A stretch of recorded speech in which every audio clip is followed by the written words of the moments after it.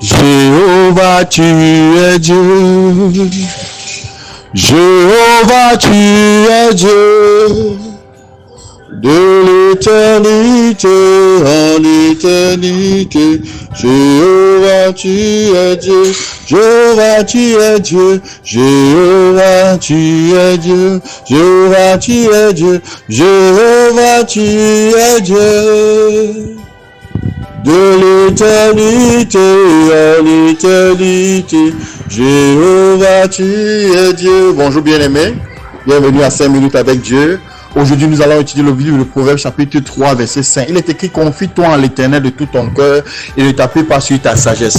Oui, bien-aimé, il est temps que ta vie prenne un nouveau tournant. Il est temps que ta vie passe de l'échec au succès. Il est temps que ta vie passe de des ténèbres à la lumière. Il est temps que tes projets excellent. Et tu sais le secret pour réussir, le secret pour avancer, le secret pour prospérer, le secret pour grandir, c'est d'être conduit par l'Esprit de Dieu. Le secret pour évoluer, c'est d'être conduit par l'Esprit de Dieu. Ce n'est pas d'être conduit par tes propres pensées, par ta propre volonté.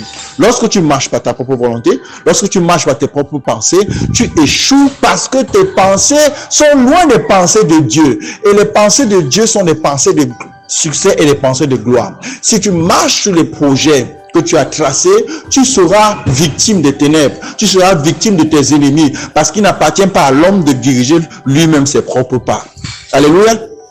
Il n'appartient pas à l'homme de diriger lui-même ses propres pas. La Bible est claire là-dessus. Il n'appartient pas à l'homme de diriger lui-même ses propres pas. Donc tu ne peux pas conduire tes propres pas par ta sagesse et réussir. Tu ne peux pas conduire tes propres pas par ton intelligence et réussir. Donc ce matin, lorsque nous méditons la parole de Dieu dans Proverbes chapitre 3 verset 5, le Seigneur nous amène, nous apprend, nous enseigne et nous alerte pour que nous commencions à marcher non pas par nos propres pas, mais par l'inspiration de sa pensée, par la révélation de ses paroles.